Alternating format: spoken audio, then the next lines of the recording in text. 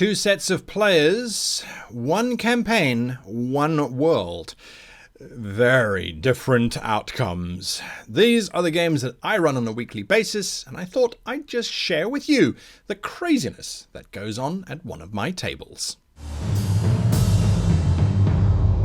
Hello and welcome to this week's episode of How to Be a Great GM. My name is Guy, and today I'm sharing with you my games that I run on a weekly basis. Now, before we start, if you are one of the players in my games, I am watching you and you should not watch this video. It will give you a slight spoiler, which we don't want to have that. We don't want to have that. You want to have fun, right? Just because, and this is the reason, I decided that I had one group of players who'd been playing for about a year in a campaign that I have created in my world space of Braxia. And another group wanted to play with me, and I said, okay, let's do that. Let's run a second campaign, which I set in exactly the same world, and I started them on exactly the same adventure kind of thing that I had started the first group on. And yet, the outcomes are completely different and are diabolically evil. Not according to my design, because as you know, if you've watched this channel over the last few weeks, I have not had a design, I have had a goal. And I'll tell you what that goal is in a little bit, but because of the players' choices and the idea of not driving a plot, but now just following player plans and character plans. And so that's what we need to talk about. Now, we do have a sponsor for today, and they sent through some dice. They are easy roller dice. You know that I love easy roller dice because they make the most beautiful dice out there. Now, these dice, when they first sent them through to me, I went, no, this doesn't make sense to me. These are hollow dice, and that's literally what they're called. They come in different flavors. So you get the silver flavored dice as well with gold lettering there. And then you get this bronze type as well. Now, when they showed it to me, I went, I'm worried. These dice, firstly,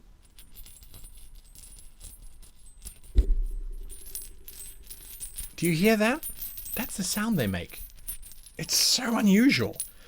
But I was like, this is going to break. Come on, focus. There we go. This is going to break in 10 seconds.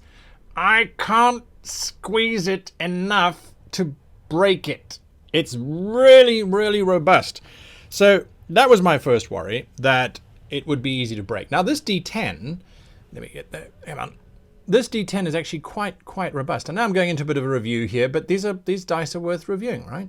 Very pretty. The numbers are actually quite clear to read on the bronze version anyway, but I just love that. Anyway, and behind me is one of their new iridescent covered dice boxes, which I still use to this day, the one that they sent me many years ago. I just love that sound. Caltrop. Easy roller dice, sponsoring this channel for many years. Find their links down below and pick up your copy of these.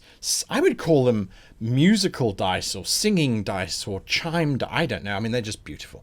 Absolutely, absolutely beautiful. Anyway, right. So big thank you to them. Okay, so my two games. Right. What is my goal for this game? Well, my goal for this game is like goals for most of my games. It is to create a world full of intrigue where there are these dominant dragon lords that have assumed the position of gods, and they have stamped out all religion. All other gods are now heretical. They have now put themselves in charge of the planet, and there is basically a dragon per major nation. So the human kingdom is the kingdom of Brunei, and they have Brenvax.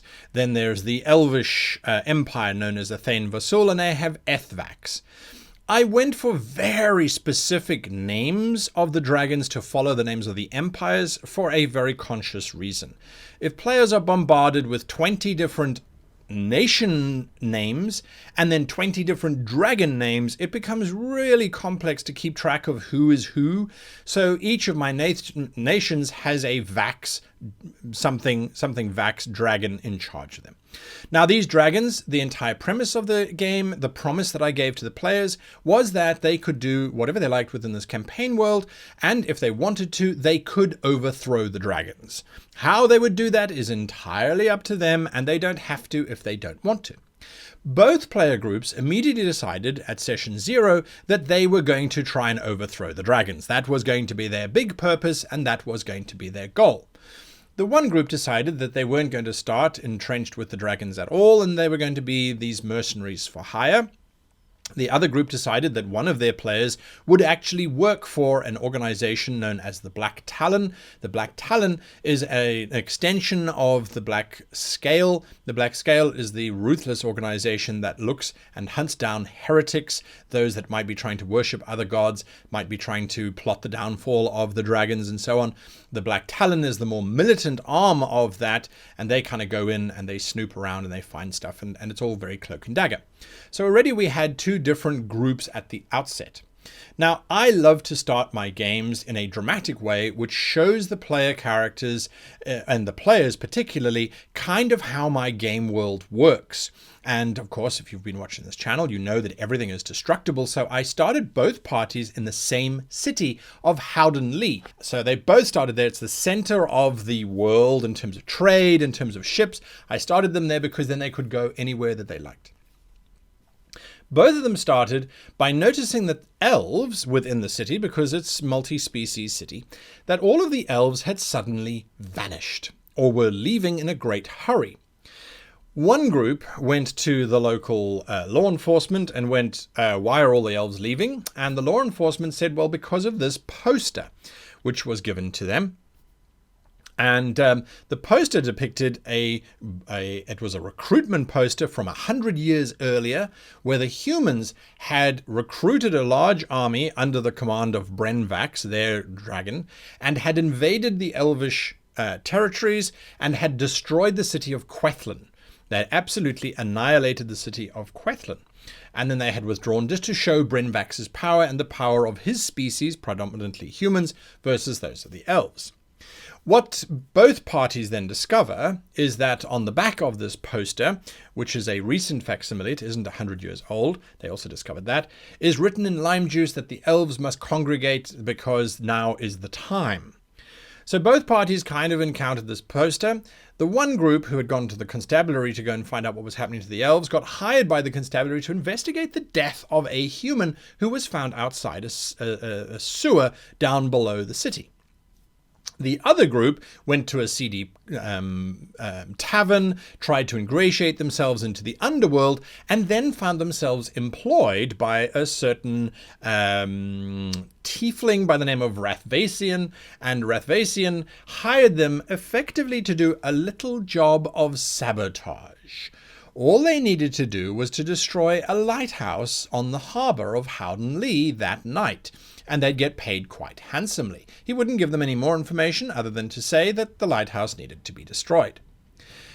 The other group, let's call them Group B, decided, and that's for Black Talon, Group B decided to go and investigate the sewer, and they go into the sewers themselves. They find these weird watchdog-like insect creatures which they battle, and then they discover that there are elves, lots and lots of elves in the sewers under the city.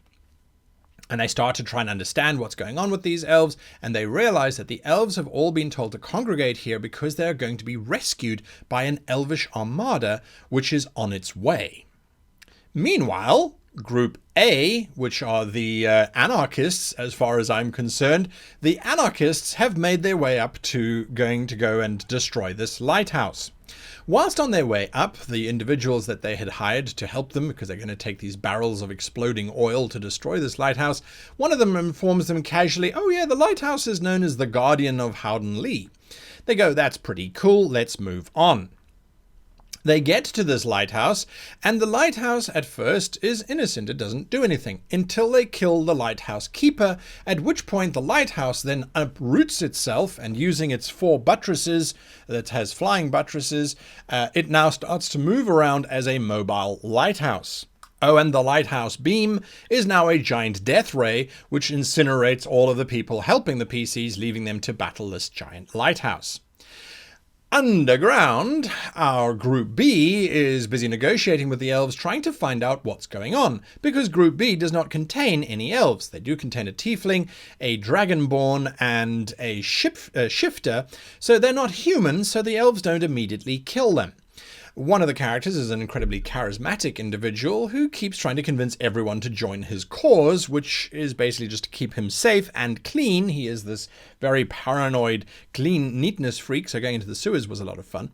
And they ingratiate themselves with the elves. The elves are waiting for something to happen before they make their move, so those players and their characters are waiting for that to happen. Group A, the battle with the lighthouse, is not going so well until they start to destroy the buttresses around the lighthouse, and then they realize that they do have a chance of actually destroying this thing, and ultimately they do destroy it. But the way in which they destroy it is they take out a leg on either side, causing the whole thing to fall over on top of one of the player characters, which would, under all circumstances, kill them dead. They were already on low hit points, if I recall correctly, and the lighthouse falls on them and kills them dead. I did not have this as part of my general thinking for the entire campaign to kill off a player character. It was not my intention whatsoever. It was just how the circumstances played out. But then I realized that there was an opportunity here for me to inject something more interesting into the campaign. One of the plans that I have for one of my NPCs in the world is the gods themselves. The old gods who were disposed of by the dragons weren't killed off. They were simply disempowered to the point that they have no effect. Those gods are trying to come back, so they have a little bit of power each, and I decided to make that accessible to the player characters. At the same time, I also realized that I could make the plot of the Elvish invasion far more interesting if I added in another element to the Elvish invasion plans. I knew that the elves were invading southern Brunei, invading the city, because that's what I needed to start my campaign off on. I thought it was going to be a big dramatic battle. I didn't really have a plan for why they were doing it or what the intention was. I was waiting for the players to tell me. Well, the player death gave me an opportunity, and as the lighthouse collapses on top of the player, the Elvish armada sails into the harbor, because now the lighthouse is down, and the elves release this gigantic necromantic wave, which turns all of the corpses into living undead. I did that because I had asked the player who had died would they like to continue, but with a dark twist which may set them against the party in the future, or they may use to their advantage if they play it well. They decided to go for that latter option, and so they were raised as undead. However, instead of them being raised as simple undead, which would have been mindless, I had the god of Oblivion, this very, very evil god, who was also trying to get back into power, now offer that player the chance to be a sentient undead if they worship him. The player took that opportunity, of course, and so now their character is a living undead who worships Gashul, the god of Oblivion, and is now trying to bring the god of Oblivion back to life and power by fighting against these gods. Well, against the elves and against the dragons. So Group A then scurry away. They've realized that they have allowed an entire Elvish armada to attack the city and to start burning it to the ground. Without the Guardian Lighthouse, the city is completely vulnerable, and the elves are slaughtering everybody. The player characters from Group A find their contact, get paid, and then escape out of the city, fleeing like the rats they are, and I love all of them. Group B, however, was trying to inveigle their way into the Elvish invasion because they wanted to know what was going on, and so then they had the unfortunate discovery of realizing that the invasion was Elvish, but it had actually been planned and orchestrated by an Illithid who had a sphere which creates undead. They now have discovered that entire chain way ahead of Group A, who, because they'd been playing for longer, will eventually discover this later on through a whole bunch of other things going on and going down. Group B then leave the elves, escape out of the city as well, and head north to go and report this back to their Black Talon overlords, who have now responded to this entire crisis, and off we go. Both adventures started with exactly the same hook: posters and elves leaving. Both adventures, I did not have a plan for how they were going to run out at all. Other than when my players said they wanted to destroy the lighthouse, I said, okay, great. We will get to that in next session. And then I had a chance to make a map of the lighthouse. My players going into the sewers. Also, I had a moment before they went into the sewers to plan out those sewers. I had my map of Howden Lee, so I knew where they would go and what needed to happen. And I had the Elvish plan that they were going to invade and destroy the city, and that all elves were going to be given an opportunity to leave the city beforehand. And that's how the players could potentially get in there.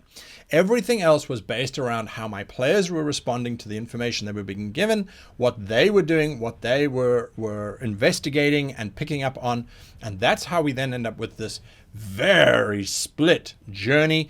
Group A, who have had a lot of time now to play, they've had almost a year to play. They are, I would say, in a very much more advanced stage of the campaign. But Player B, or Group B, have now started to learn about the Group A. And will they come together in a titanic battle at the very end? Maybe.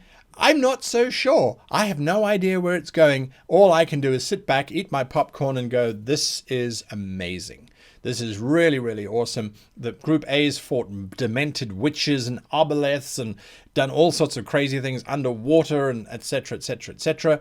Group B, which have only recently been playing, they're on a quest to find a crashed airship which contains another one of these undead spheres. So there's going to be a challenge happening there. It's absolutely, absolutely chaotic, and I love it very much. So I also love all of you for watching all the way through to the end. Leave some great ideas or campaign moments that you've had. Let's share some stories, folks. This is what we love doing. It's our game, right?